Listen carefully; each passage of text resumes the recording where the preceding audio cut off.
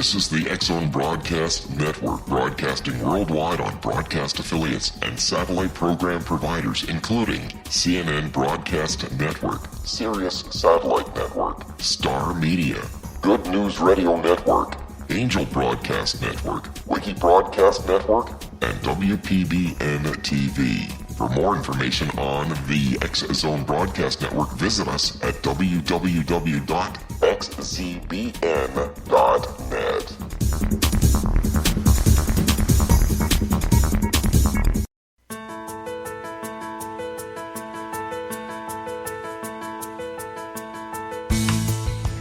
Hi there, curious minds out there in our ever-expanding radio land. Welcome to CC with BB, Connecting with Coincidence with Dr. Bernie Beitman, MD. That's me. This is the only radio show in the world dedicated to the study of coincidences, synchronicity, and serendipity. We are coming to you through the X-Zone Broadcast Network located in Hamilton, Ontario, Canada, and broadcasting all over the world. What is the relationship between mind and brain? Does brain produce consciousness, or does the greater consciousness produce the brain? How do mind and brain interact with each other? I'm a psychiatrist. I study this question in my office.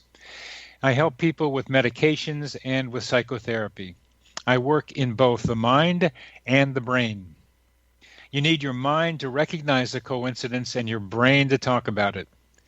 Coincidence, synchronicity, spoken here. Remember that coincidences alert us to the mysterious hiding in plain sight. In other words, coincidences alert us to possible causal connections not recognized by modern science. The phrase connecting with coincidence is my coincidence brand. It is the name of my book, my Psychology Today blog, my website, and my social media sites. To find any and all of them, please put Connecting with Coincidence in your search engine. Would you like to know how sensitive you are to coincidences? Take the Weird Coincidence Survey on my website, Connecting with Coincidence. Our guest today is Dr. Jim Carpenter, and he knows answers to some tough questions. Think about this story. The mother of 6-year-old Ruth went into town to shop when she suddenly had the feeling, keep that in mind, she suddenly had the feeling that she must return home. Where's Ruth? Where's Ruth? She demanded of the babysitter. She's at Ann's. Ann was her 6-year-old playmate. The mother rushed over to Ann's house, but Ann's mother thought she was at Ruth's. Uh-oh. On autopilot, Ruth's mother drove down the street, over the railroad track, parked, ran through a gate, up a little hill, and down to an old quarry now filled with water.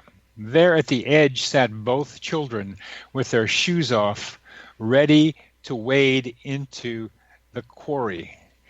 Unfortunately, they would have drowned because the sides of that old quarry were very deep. Ruth's mother acted upon and was guided by some instinct she couldn't explain. Or this story. When I was 8 or 9, my father quit his job as manager of a 5-and-dime store to buy and sell cattle in the farming communities surrounding Cleveland, Ohio. He knew I desperately needed a dog, and one day he brought home a 6-week-old puppy, black with tan and white splotches, who liked to chew on trees. I named him Snapper, and we became best buddies. By example, he taught me bad habits that are still with me, like scratching his back when nervous and making smacking noises while eating. One day, Snapper disappeared. I became frightened and asked my mother where he was.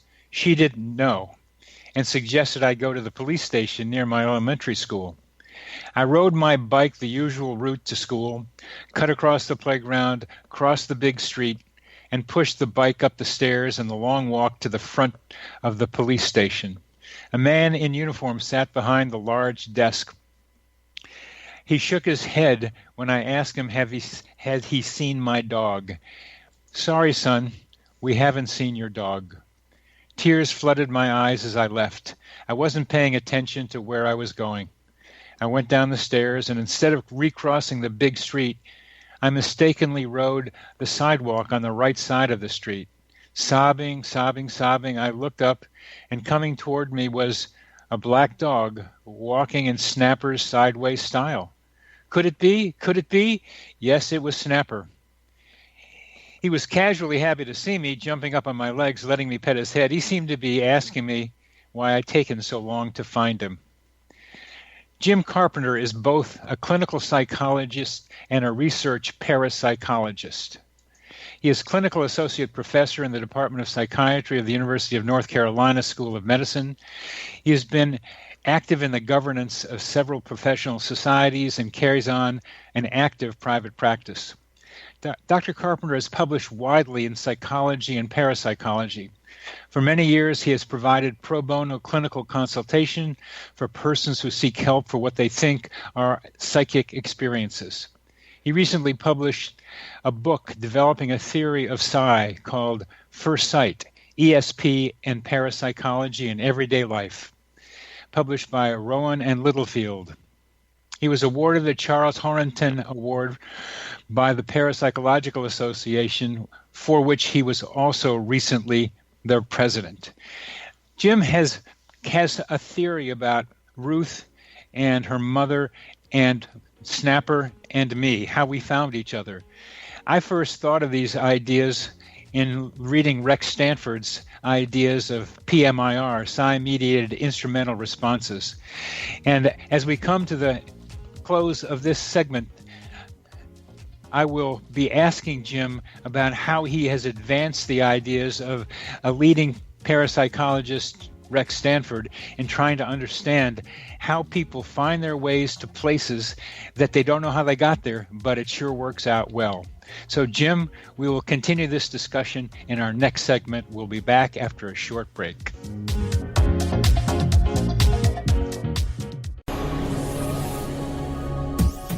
This is the X-Zone Broadcast Network, broadcasting worldwide on broadcast affiliates and satellite program providers, including CNN Broadcast Network, Sirius Satellite Network, Star Media, Good News Radio Network, Angel Broadcast Network, Wiki Broadcast Network, and WPBN TV. For more information on the X-Zone Broadcast Network, visit us at www.xzbn.net.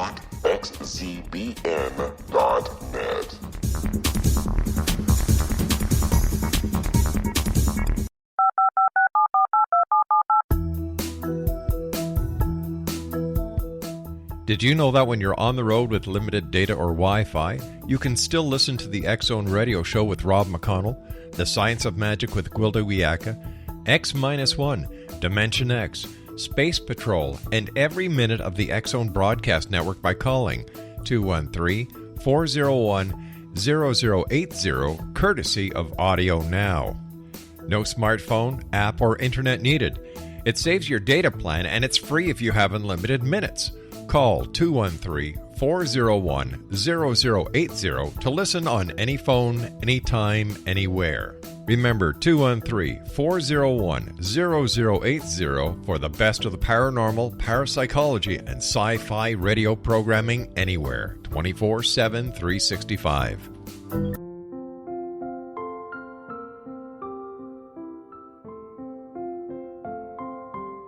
I am Dr. Carl O'Helvey, founder, president of a new cancer foundation focusing on evidence-based physical, mental, and spiritual interventions, including natural cancer cures, prayer, meditation, affirmations, nutrition, and other related holistic cancer prevention and cure modalities.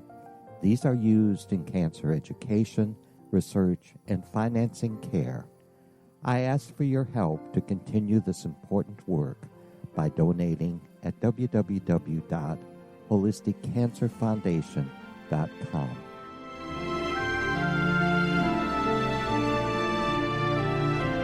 Hello, I'm Pete Marsh. With my daughter Justina, we will be presenting the new radio show, Too Good to Be True. If something seems too good to be true, it usually is. But with the help of Justina's amazing gifts, we're going to gain insight into questions that don't yet have complete answers. Have you wondered who built Stonehenge and for what reason? Why are crop circles found in the same region as Stonehenge and elsewhere? Are crop circles a hoax, or are they created with technologies that we have little knowledge of? Who built the pyramids in Egypt and also in other countries? How and why were they built? Was the Titanic switched with the Britannic as part of a gigantic insurance fraud, or for more insidious reasons? What caused the Tunguska event when trees were flattened over an 800 square mile area in Siberia? Will the new insights be too good to be true? Well, that will depend on what you are prepared to believe. Please join us as we start on this journey together. For more information on Too Good to Be True, visit www.xzbn.net. Little children aren't the only ones afraid of the dark. Millions of soldiers return from war zones with PTSD, anger, frustration, fear, and loneliness, much of which surfaces during the darkness of the night. You have the chance to change the lives of these American heroes. Songs and Stories for Soldiers.us provides free MP3 players for these men and women. With a list of 3 million songs in 16 different styles, 100,000 audiobooks, and 30,000 old-time radio programs, every veteran can find something to soothe and comfort them at no cost. All our players contain an 8-hour audio program designed to help veterans fall asleep. With 1,500 plus vets now participating, it's our goal to deliver 10,000 audio players this year. Go to our website at songsandstoriesforsoldiers.us. Help us help a veteran make it through the night.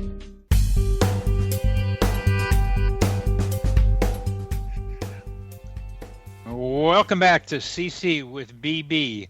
Our guest today is Dr. Jim Carpenter, a well-known parapsychologist who's going to help me and hopefully you answer some questions about the story of Ruth and my dog Snapper. Jim, welcome to the show. I'm delighted to be able to talk with you about these ideas. Yeah, I'm glad to be here. I'm glad to know about your series also. Could we providing an interesting service. Thank you very much. And you're part of that very interesting service. We get out to a lot of people now, and you're going to be telling them something about psi, telepathy, and precognition. And for me, this PMIR, which is part of your first sight thinking, could you begin perhaps talking about how you understand the story of Ruth and story of Snapper?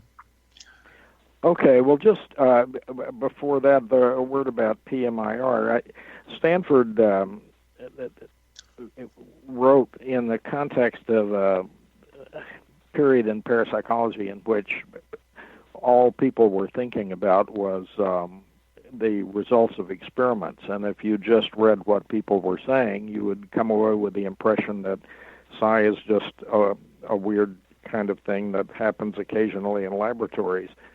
And Stanford was the first one to explicitly move beyond that and say that probably if psi occurs in the laboratory, it's something that we can use in everyday life when the need arises. And so he had a kind of a need-based idea for how psychic connections can emerge. And my theory expands on that and develops a picture of how psi works as a part of all our unconscious processing that's going on all the time. Would you please define psi, PSI, for our audience? Well, psi is a blanket term that covers telepathy, precognition, clairvoyance, remote viewing, psychokinesis. It's connections with the world, cognitive and active connections that are outside of our ordinary sensory reach and beyond the limits of our bodies and beyond the limits of the present moment even. Very good, very good.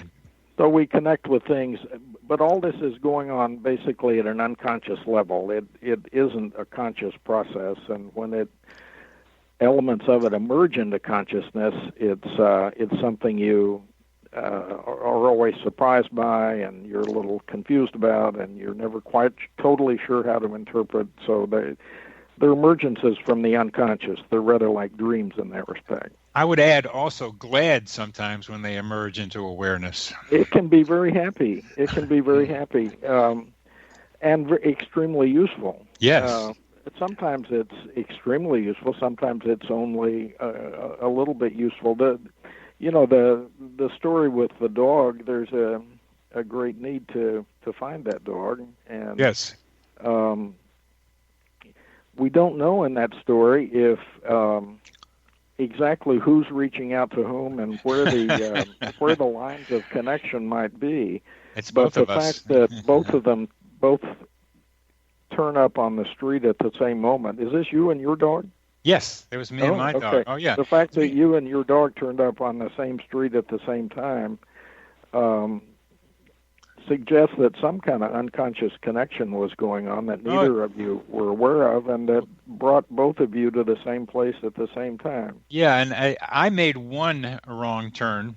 I a couple of years ago, I went back and looked at a map of the Shaker Heights where all this took place, and from my house to where Snapper met me, he had to make 4 different turns, correct turns at 4 different intersections to get to me. Yeah. There, and of course, dogs don't think the way people think. So who knows how he experienced his little choices there? But you could experience your choices as kind of odd, as mistakes and so forth.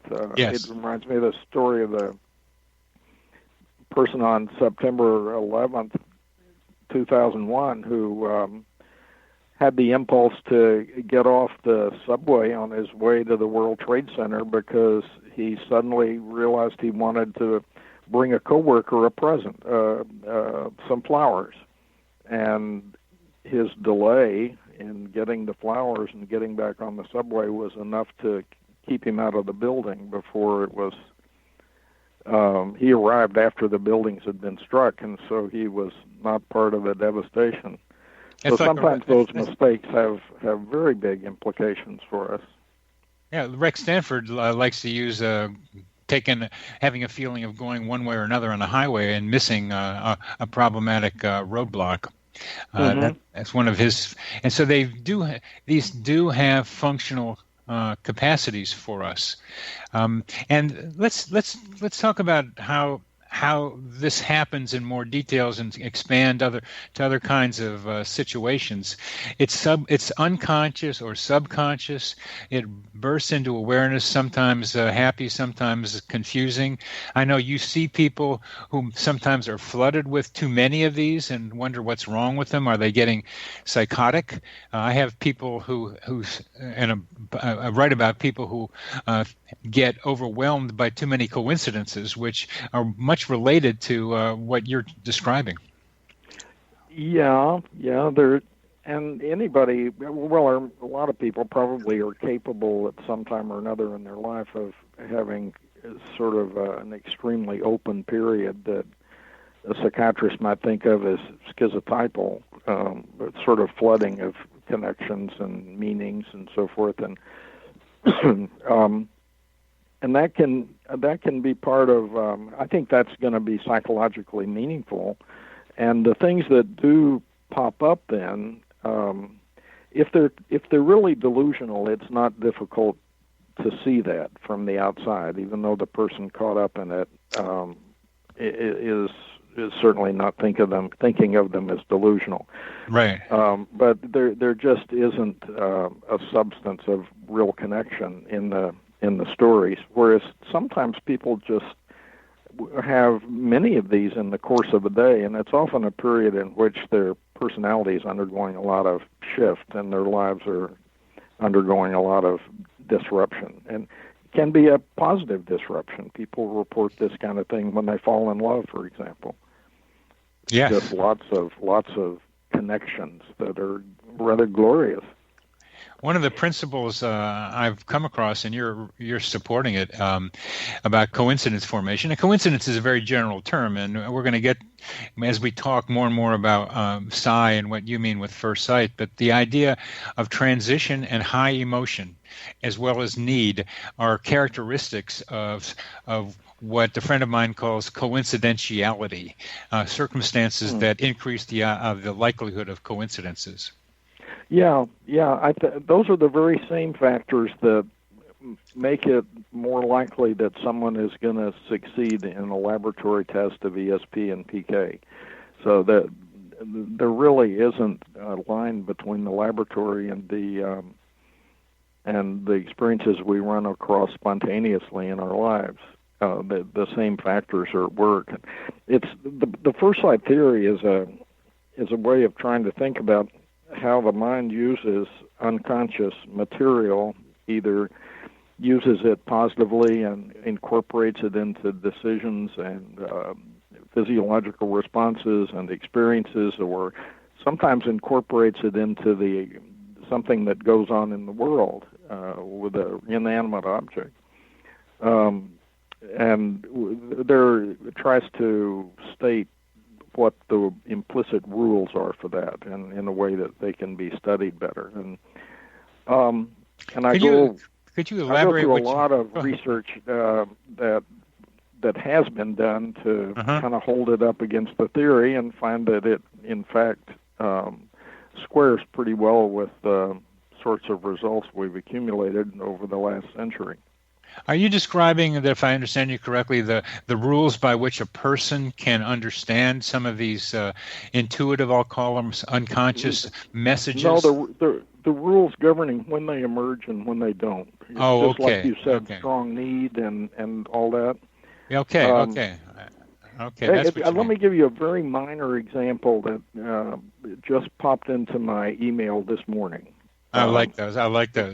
It's cool. And so this is not especially noteworthy, but the fact that it popped up this morning makes it seem apropos. This is a client who I've worked with for a long time, and he's had a way of reporting his dreams to me. I've read hundreds of his dreams, and whenever he dreams of me, it always, I think invariably, has something interesting to say about something that's going on with me.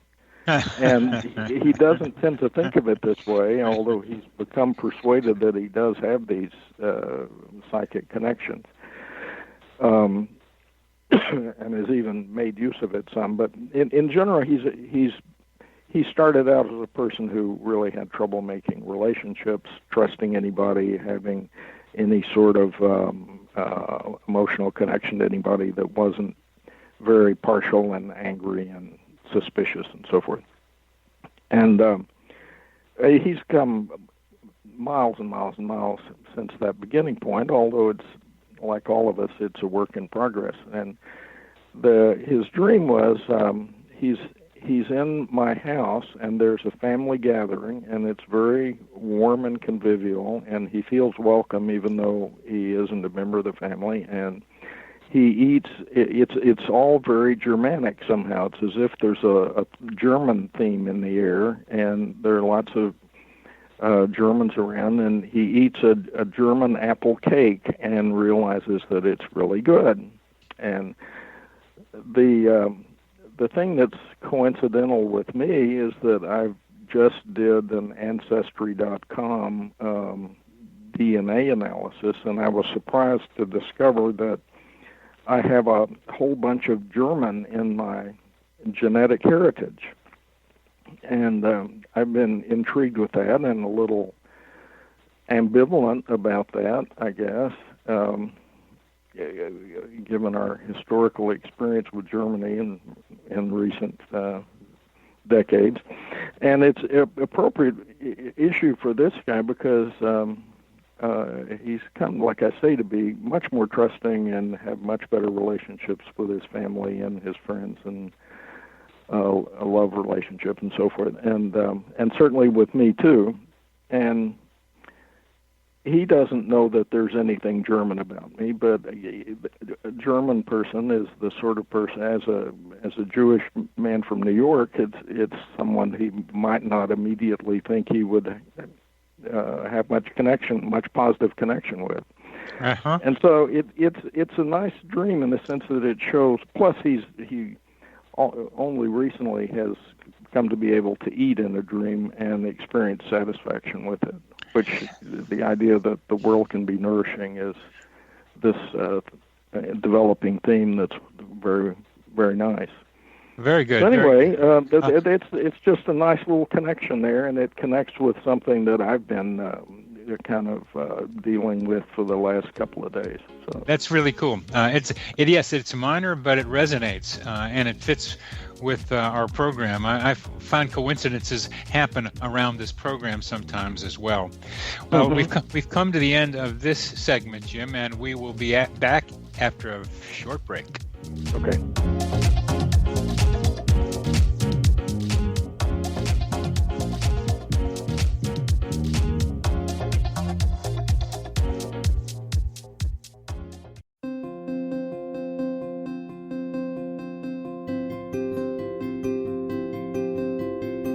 Dreams are our personal gateways into infinite wisdom. Don't miss shamanic counselor and indigenously trained dream decoder Sandra Corcoran's inspiring book, Shamanic Awakening Between the Dark and the Daylight.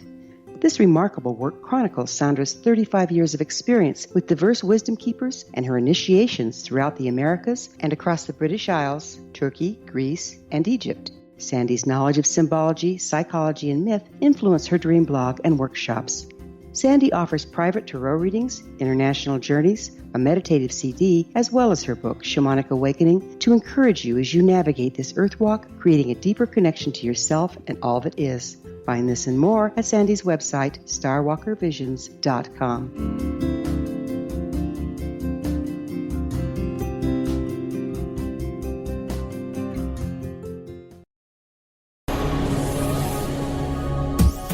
This is the X-Zone Broadcast Network, broadcasting worldwide on broadcast affiliates and satellite program providers, including CNN Broadcast Network, Sirius Satellite Network, Star Media, Good News Radio Network, Angel Broadcast Network, Wiki Broadcast Network, and WPBN TV. For more information on the X-Zone Broadcast Network, visit us at www.xzbn.net.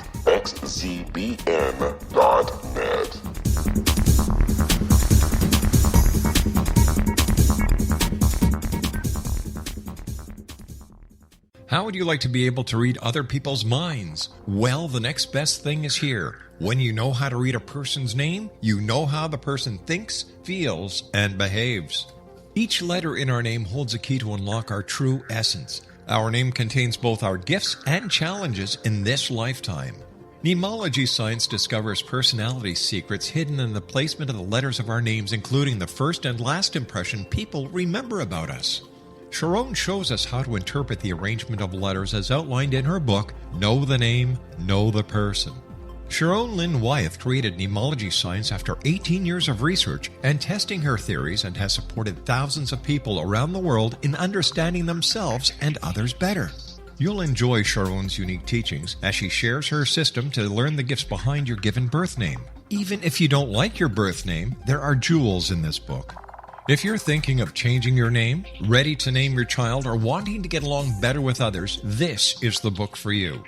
If you'd like to improve your relationships and change your life for the better, get the book today, Know the Name, Know the Person, or visit www.knowthename.com. That's www.knowthename.com.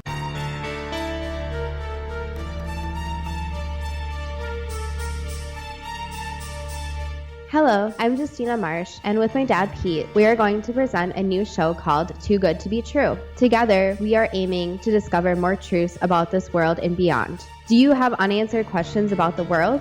Do you ever wonder about aliens, conspiracy theories, or the universe? There are many shows discussing subjects such as pyramids or UFOs, but we want to relay this information based on our own research, including from spiritual means. Hopefully, listeners will be helped with their own beliefs and will appreciate the psychic insights that add to the previous research and information. We both look forward to sharing this insight and beginning this journey with our listeners. Visit xzbn.net for more information about when to listen.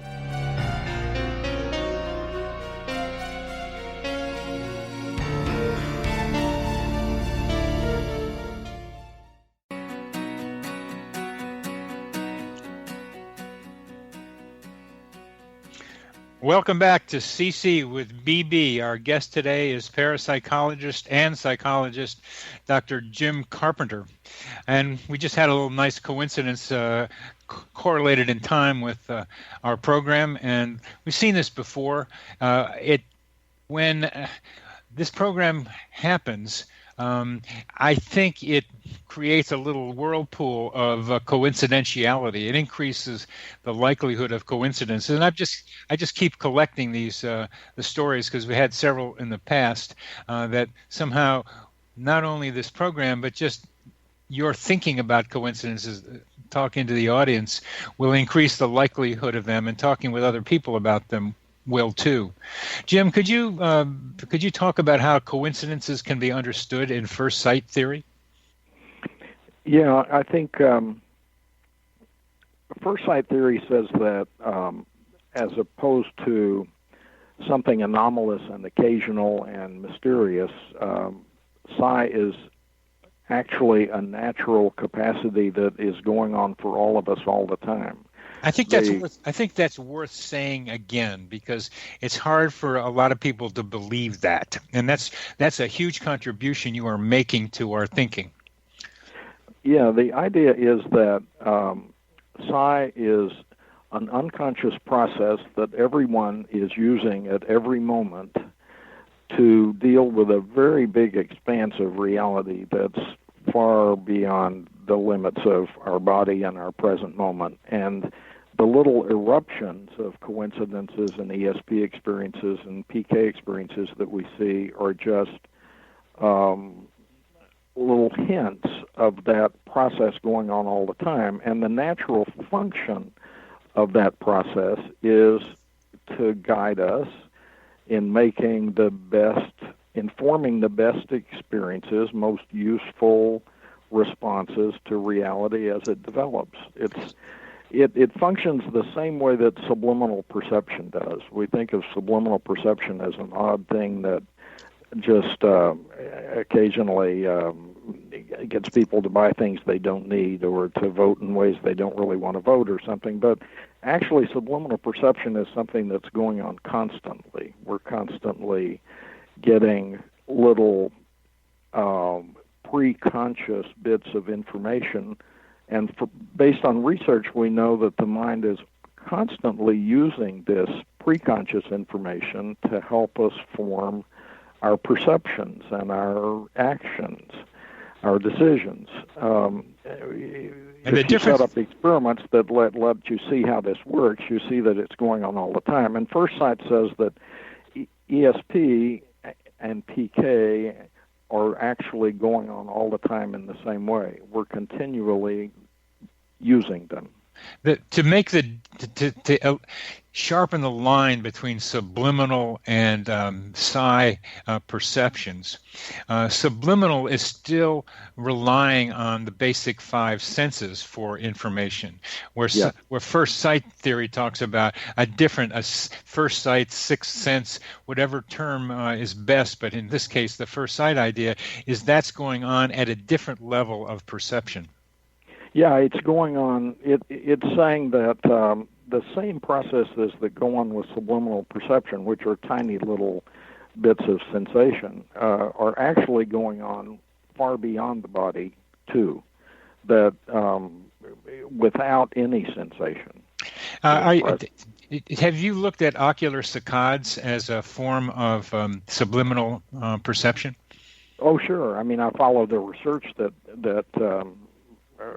as well as I have time to, I follow the research that uses that as an operation. I have a question, because I have a little theory about some coincidences. Because what I'm trying to do is categorize coincidences by several different ways: by form, by process, by usefulness or use, and explanation.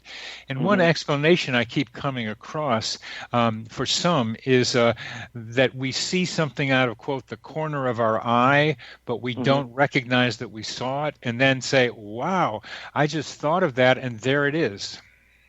Yes. We that's the way subliminal perceptions emerge into consciousness. We get little hints, and then they pop up. that's exactly the way we see ESP things in dreams or in impulses or moods. The funny impulse the man had to buy flowers for someone that he liked for a long time, but had never bought flowers for before. Though that impulse came up just the right moment, it sort of popped out of nowhere, and only later did he think, there was an interesting coincidence there.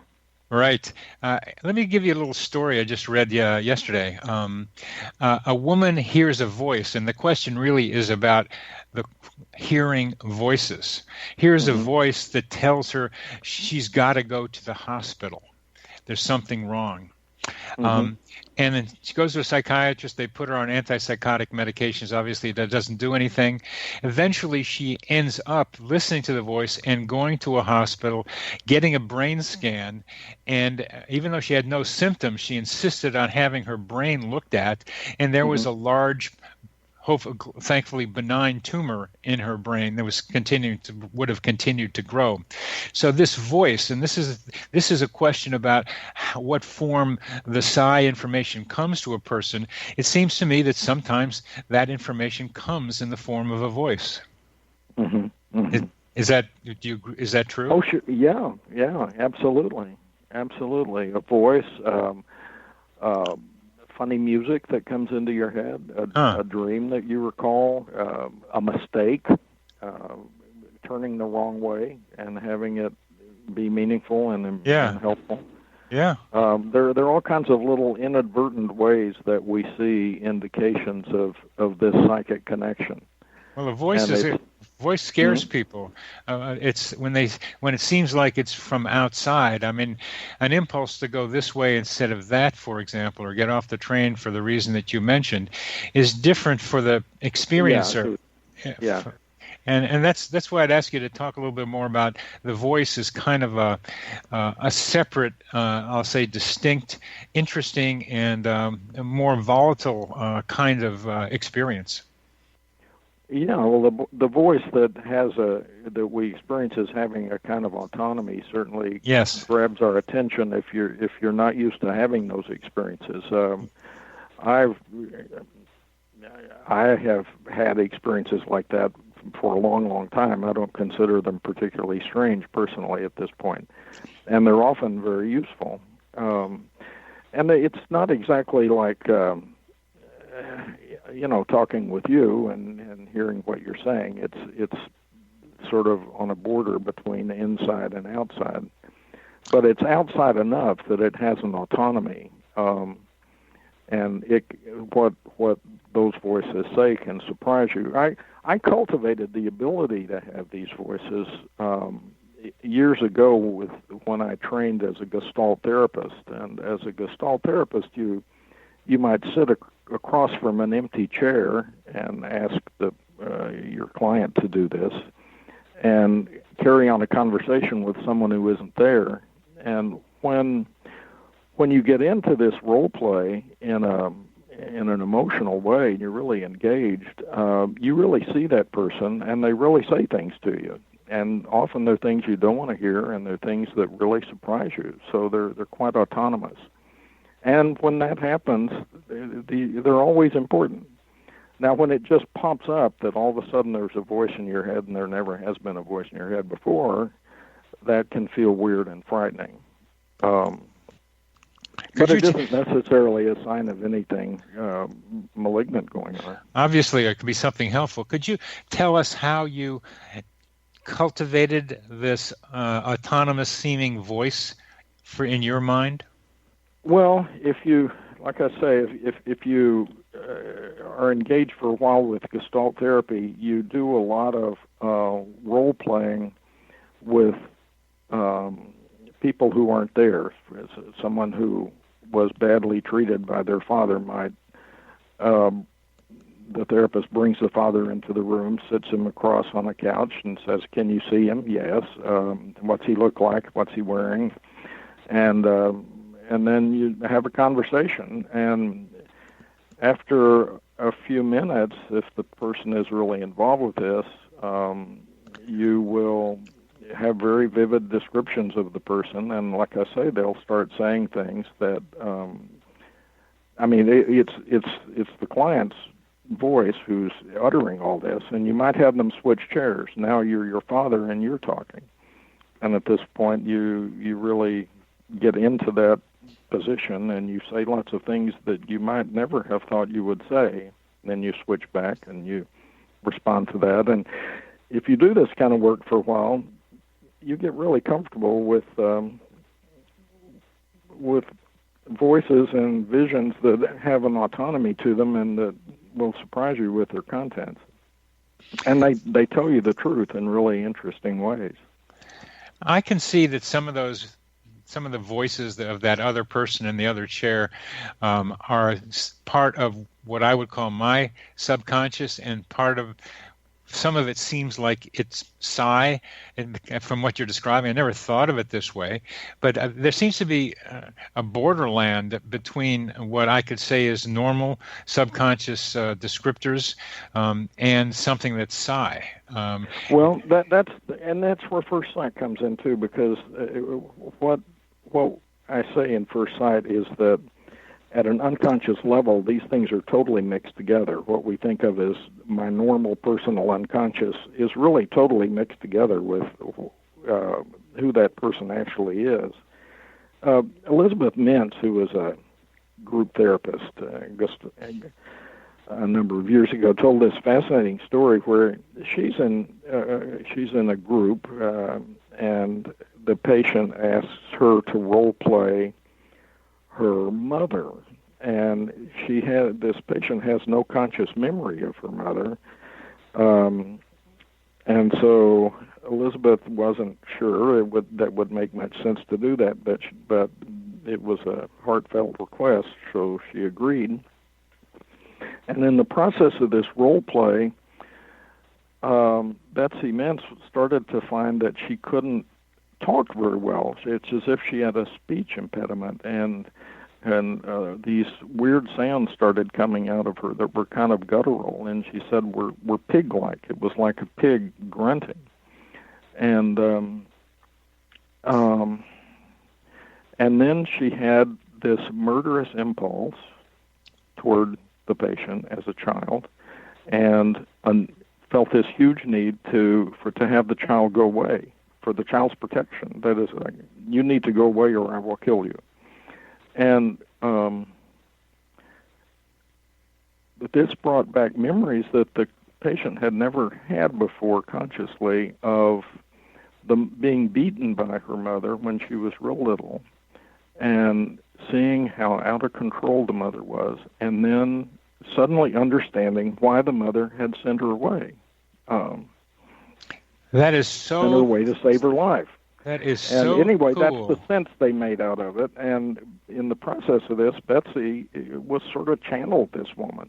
Yeah. Or at least that's how it ended up feeling to all of them, and it was therapeutically very useful. We're coming to the end of this segment, and what you've just done for me, and as I do therapy, is that I can more consciously call on my patient's capacity for first sight connections.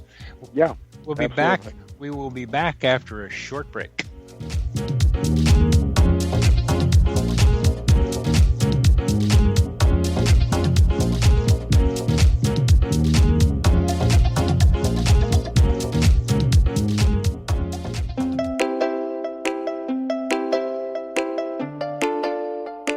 Are you curious? Do you want to learn more about how the world works and have fun at the same time? Study coincidences with me, Dr. Bernie Beitman, MD, on my Connecting with Coincidence radio show, here on the XZBN network. Listen to Jungians theorize, statisticians randomize, true believers evangelize, while I categorize. I dance to the rhythm of coincidences. People who experience me see more of them. Maybe something on the show matches a thought in your mind. Let us know. Expand your mind to the weirdness happening around you. Synchronicity spoken here, there, and everywhere. For more information, put Connecting with Coincidence in your search engine and find my website, my social media sites, and my blog.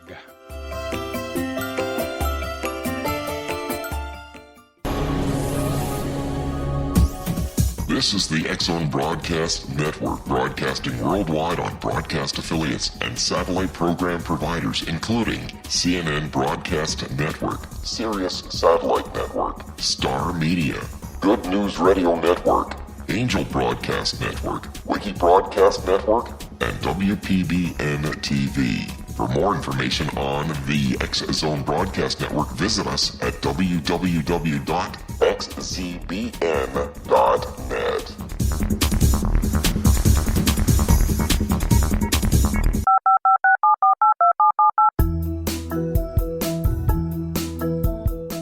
Did you know that when you're on the road with limited data or Wi-Fi, you can still listen to the X-Zone Radio Show with Rob McConnell, The Science of Magic with Gwilda Wiyaka, X-1, Dimension X, Space Patrol, and every minute of the X-Zone Broadcast Network by calling 213-401-0080, courtesy of Audio Now.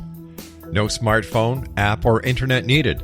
It saves your data plan, and it's free if you have unlimited minutes. Call 213-401-0080 to listen on any phone, anytime, anywhere. Remember 213-401-0080 for the best of the paranormal, parapsychology, and sci-fi radio programming anywhere, 24/7, 365.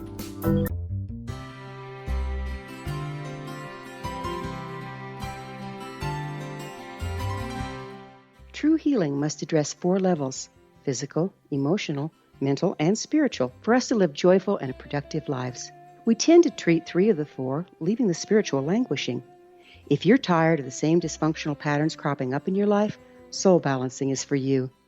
Trixie Phelps, owner and founder of Soul Balancing, is a naturally gifted energy healer trained in numerous esoteric forms, including shamanism.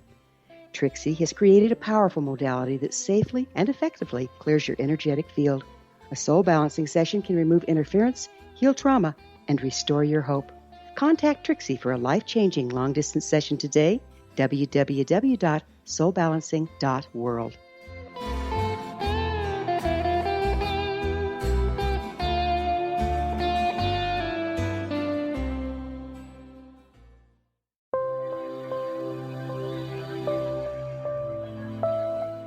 There's a legend shared by many indigenous cultures of a time when the nations were cast to the 4 corners of the world. Each nation was given a body of sacred knowledge that held a different portion of the truth to preserve. True reality could not be known until all the nations reunited, combining the information. If a single one was missing, the world could not be reborn and darkness would prevail. The Science of Magic Radio is dedicated to reuniting the sacred knowledge. With the understanding, none of us has all the answers, but together we can open new perceptions and possibilities. Through our combined vision, the world can be reborn into a place where darkness no longer prevails. Join me, Gwilda Wiyaka, and the Science of Magic daily on the X-Zone Broadcast Network, xzbn.net, or visit us at thescienceofmagic.net.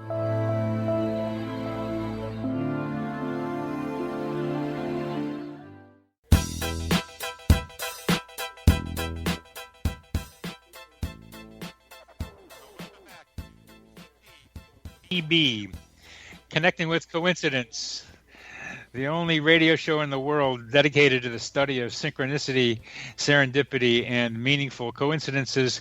And our guest today, Jim Carpenter, is informing me, and would inform lots of therapists who are open to it, to be able to call on our patients' capacity, as well as ours, to pick up on first sight capacities. Jim, that's a great idea. I can do it, and I know when I talk sometimes I don't know where it comes from when I'm talking to patients, and Sure. But I see the idea of when patient asks me something and I turn the question back to them, that I'm really asking them to garner and gather the evidence that they have from wherever it is to answer the question, and that's going to include subconscious and first sight capacities. Right. It That's does. where- And that's- we never have to know that, but it's. I think we have good evidence that it's going on all the time and constantly contributing to our experience. Well, it helps me to be more intentional about doing it. I won't know where some of it comes from. I do pick. I do pick up.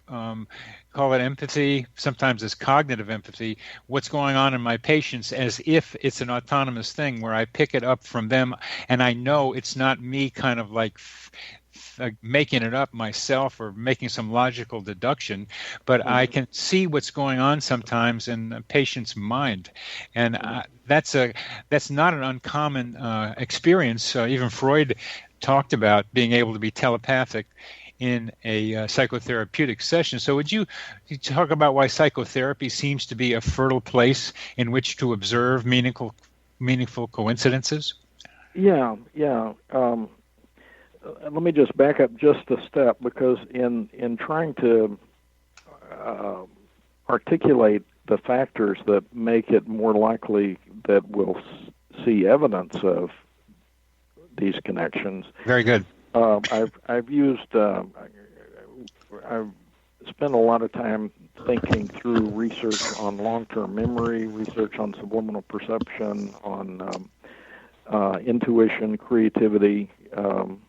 I sort of pulled from a lot of different sources in mainstream psychology as well as parapsychology, and came up with what seemed to be some general patterns that affect all these things, how we draw useful material from these unconscious sources. And there are some individual differences that matter.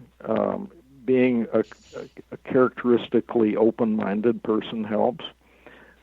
Being relatively free of anxiety helps. There are situational factors.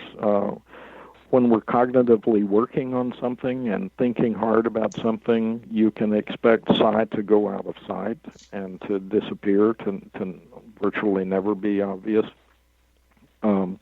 It's periods where we're playful and unfocused and spontaneous that you're much more likely to see the emergence of these things. Like I say, being kind of rapturously in love is a good way to be for this.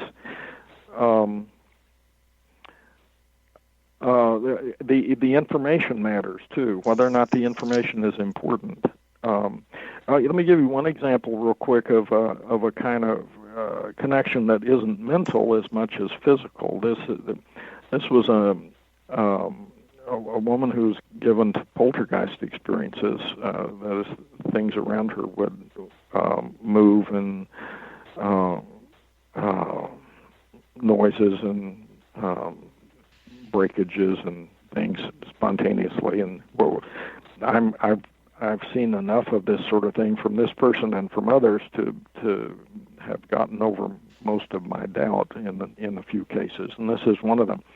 But at this particular point in time, she and her husband both were very involved in working with the Challenger space exploration program, one of the shuttle missions. And they have a smoke alarm in their house, and the smoke alarm kept going off. It started going off, and they would fix it. It would go off again, and this happened several times a day for almost a week, for 4 or 5 days. And then the Challenger blew up. Everybody was killed, and there was this tragedy, and the smoke alarm stopped going off. It's as if the smoke alarm was, saying trouble ahead, trouble ahead, trouble ahead, which was being picked up from the future at an unconscious level and expressed not as an impulse or an image or a voice, but as something that was going on outside the body in this smoke alarm. And this was a person who was prone to have physical things happen outside herself. So this was a kind of different kind of case. So her and so again, the information, where I was going with it was the information's very important. Yeah, that was really important information to those people at that point. Yeah. Yeah, her precognitive capacities were being channeled into the smoke alarm. Yeah, absolutely. Without, of course, them having any way of reading the situation until the tragedy occurs, and then the smoke alarm stops, and connect the dots, and it all makes sense. And it's grandfather's clock a little bit. Yeah, yeah. Similar. So why does psychotherapy seem to be a fertile place in which to observe meaningful coincidences? Well, the relationships can be very intense and important. You can have an atmosphere that's highly focused and that's devoted to understanding unconscious contents, especially if the therapy has a psychodynamic kind of orientation. There's an unusual degree of trust and safety and security that happens a lot of times. So the information's very important. There's an openness into the situation. There's a deep interest in the information. There is often a relationship issue that's being worked on by the client. That is some inability to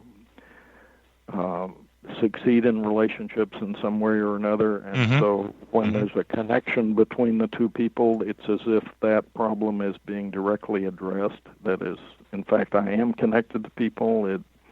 It is useful. It is helpful. It's something you can trust, and so forth. So it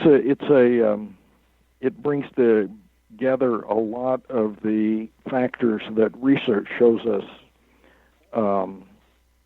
facilitate the emergence of these connections. And so it's often a fertile ground for having them. This doesn't mean that every therapist notices them.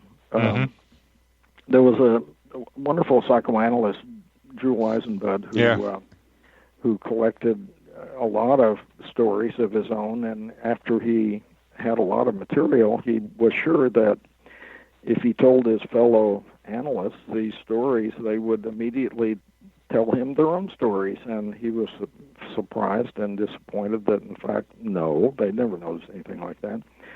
So I think the interest of the therapist has to be a factor too. That is, it's something that you have to be personally open to and interested in, and that helps bring it about.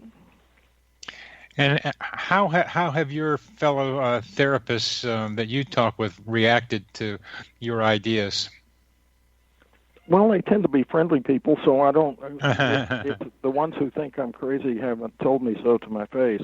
Well, mostly I've get a lot of interest and curiosity, and sometimes, say, one person in 5 will have their own stories that they're eager to tell because they thought these things were interesting and they've noticed them too.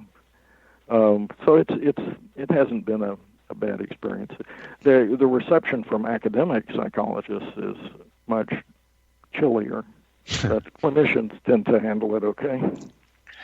Clinicians have to be open to a lot of different things. What you've done for me in talking about this is to be able to more consciously, more intentionally include first sight thinking in my interaction with my patients. Jung used to say, or Jungians say, your problems walk in the office, and that's an interesting idea, but I see patients fairly long term sometimes, and what they're dealing with sometimes is just what I'm thinking about, kind of like what your German example described in a little more detail. They start talking about something that I am working on. It's not even a dream, it's some issue that I am dealing with that they also quote spontaneously bring up. There's so much connection that goes on between patients and therapists, and you're helping us pay attention to that in a constructive, clear-minded, theoretically based, research-supported way. And it's a great contribution that you're making, Jim. We're coming to the end of this segment and of the show. I just think you got something wonderful. So would you please tell the audience where they can get a hold of your book? Yes, the book is First Sight, and you can find it on Amazon, or you can write the publisher, Roman and Littlefield. But Amazon or Barnes & Noble online both have it. And that's First Sight, ladies and gentlemen, and that's Dr. Jim Carpenter. And he's got very valuable ideas for those of us who are therapists and those of us walking around in the world. Thank you very much, Jim, for being on the show. Bernie, it's a pleasure.